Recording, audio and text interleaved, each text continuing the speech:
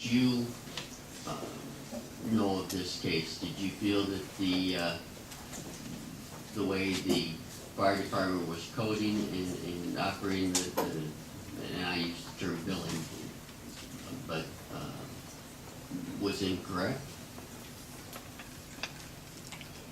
Once I got on and looked at it more, and again, I didn't really start to examine it until the middle of this year, probably. I'm not an expert in those types of areas, so with my limited knowledge, I relied upon, some of the experts that we had talked to about it for my information. Were you satisfied with the explanations that Mr. McGovern had given to Mr. Walker or Mr. Wolfberg with regard to how this came about? No, especially after talking with them and meeting about it. Do you have any other reasons for warranting termination that would constitute neglected duty or misconduct? No other reasons.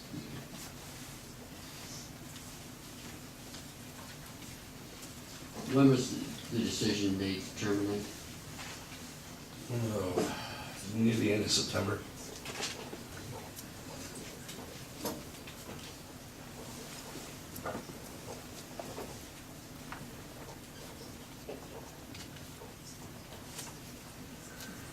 I have nothing further this time.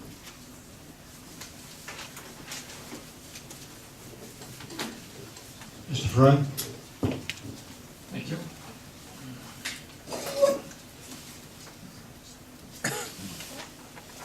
Mr. Horn, you said that you consulted with your HR director on the decision to terminate Mark.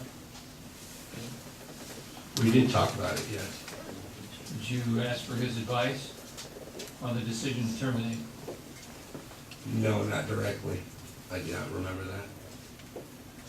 Is that something you would normally do if you were considering a termination, is to ask for the advice of your HR director? I may or may not, depending on the circumstance. In this case, you did not ask for his advice. No.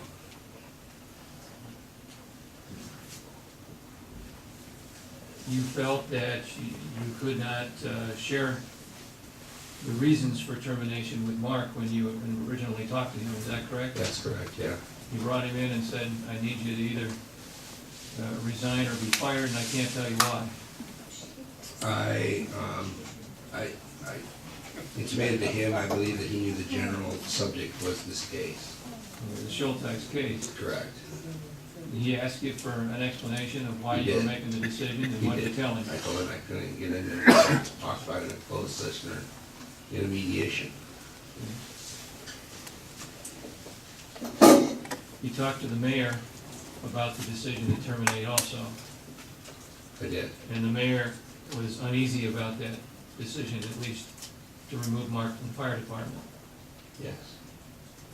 He didn't want to go that far. But the mayor was uneasy going that far. Yes.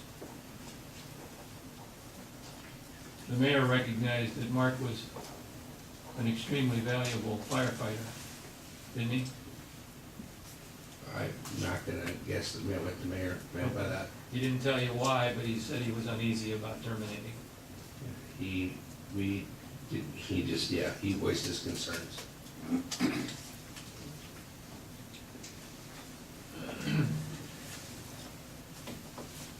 Did you talk with any of the command level personnel in the fire department about their opinions as to whether Mark would be able to still continue in the department if he wasn't chief?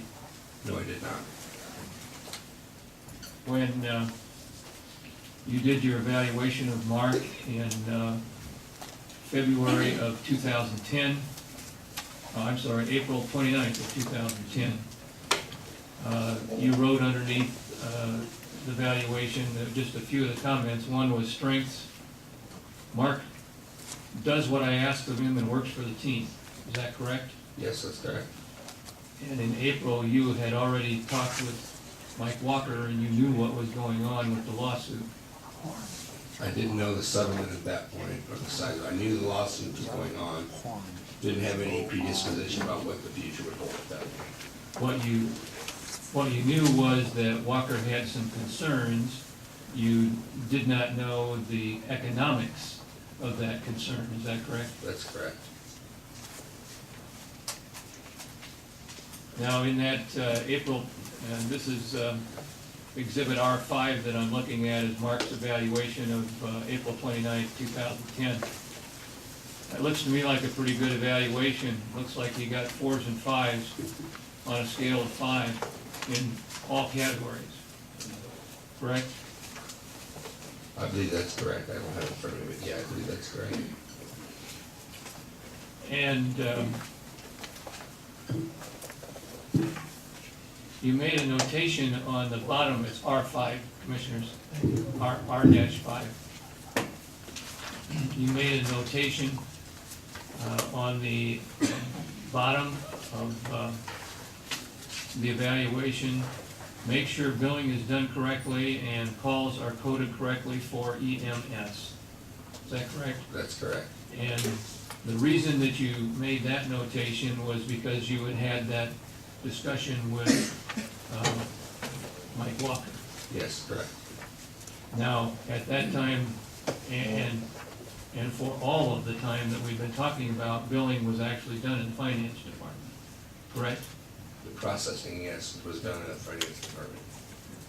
You served as Director of Finance for Johnson County for a time before you came here, did you not? Budget director. Budget Director. Was that Finance Department? No, it was for the board of supervisors. I see. Did Johnson County have an EMS billing service? Johnson County has an EMS service. They build internally themselves. And was that done in your department, No, that was done within their own department. in another They were department? a county department. They had their own billings person on staff within the ambulance Okay. department. Wasn't done by the fire department? No, Why not? because it was a countywide service there. Ambulance was countywide. It didn't, they shared with some of the fires, but they were not part of the fire departments. They were a separate county standalone department. You did not believe that you, as acting finance director, had any responsibility for billing or coding, is that correct? Once I knew that there was a problem, I believed I had responsibility to do something about it. In fact, had you not been talking about outsourcing and had you not gotten information about outsourcing from Mark early in 2010? I don't recall that. The request for proposal that you sent out, that didn't just happen in a week's time, did it? No. That's something you've been working on for quite a while. I generally get a boilerplate RFP from the International City County Management Association, and worked off of that. Do you remember when you first started working on the request for proposal? I don't exactly remember the starting point. Did you send a draft of it to Mark before he was placed on administrative leave? to I look believe at I it? did, yes, I believe that's right. So that was something you were already discussing with Mark before you made the decision to terminate? Yeah. I would say we had in-depth when we were starting, and I had them at least review the document. So that's one thing that he did in response to your suggestion that he get the billing and coding correctly Yeah. done. He also sent, he himself went and took 2 firefighters with him to a seminar put on by Page, Wolfberg, and Worth in St. Louis. Did he not? Yes, I believe he did. And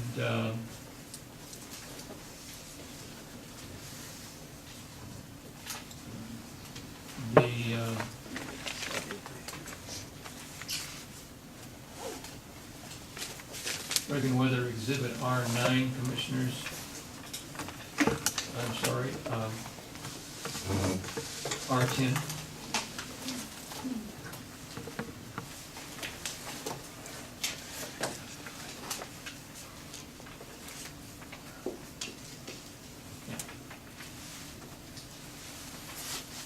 R9, there is a confirmation of Mark's attendance at the seminar, which was, and the confirmation was dated April 26th of 2010.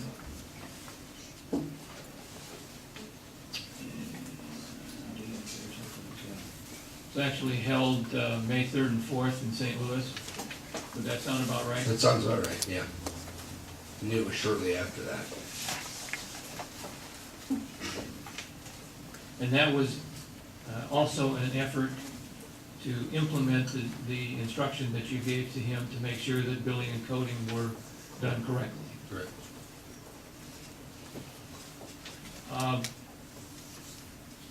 Exhibit R7 is an ambulance survey of Iowa fire departments. Were you aware that Mark had conducted an ambulance survey? Prior to that time? No. Okay, are you now aware? Yes.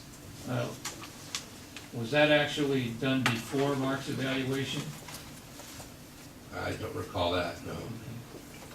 You remember what the purpose of the ambulance survey was? No. Have you seen it? I've seen parts of it, not the whole thing, just some of the results. Well, would that be an effort to determine what other departments are doing with regard to ambulance billing? Mm-hmm. Yeah. Yes, and as part of that, he was looking at whether billing should be outsourced and what other departments were doing with outsourcing of billing, and also looking at their various collection rates. Right. What was the significance of collection rates? Our collection rate wasn't the best, so we were trying to see if we could do better. And that had to do with basically revenue to the city. Yeah. All the revenue from ambulance billing went into the city's general fund, right? Yes, that's correct. Fire department didn't get any of that revenue in the department, No, they're not standalone budgets like that. right?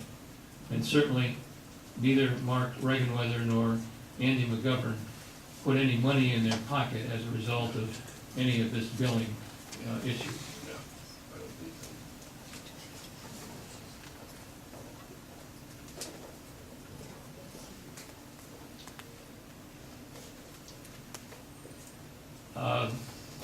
Exhibit R12 are some policy revisions that were done in the Clinton Fire Department. Were you aware of those? Not till later.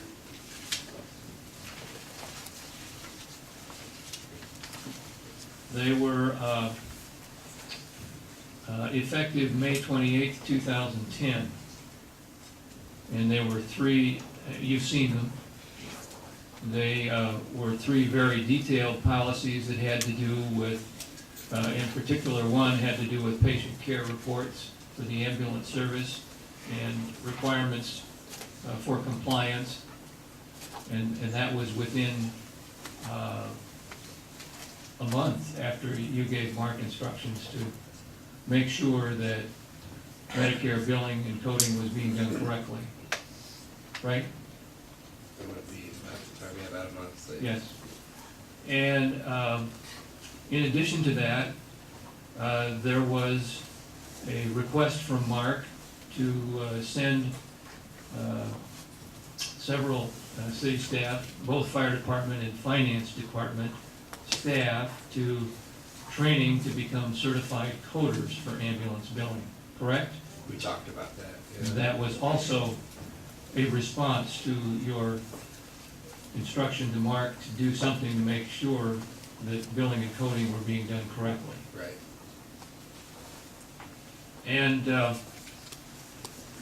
you were here when Mr. Ireland testified about coming to the Clinton Fire Department and putting on classes for documentation. That was in the summer of 2010. That was another response to your instruction to make sure that ambulance billing and coding were being done correctly in the Clinton Fire Department. At least partially, sure. So we've talked about 5 or 6 things, it sounds like, that were done within a matter of months after you asked Mark to make sure that billing and coding were being done correctly. Mhm. And even though you gave him that directive, you had information that would have been valuable for him to know that you did not communicate to him, right? Which information? Well, the information that came from Mr. Wolfberg. You didn't tell Mark that information. I didn't feel like I could talk about it.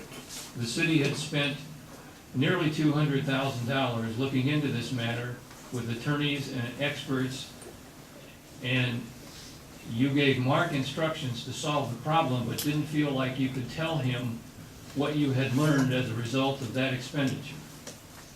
I gave instructions once I knew that there was a problem. I felt that I had to give instructions to who was there.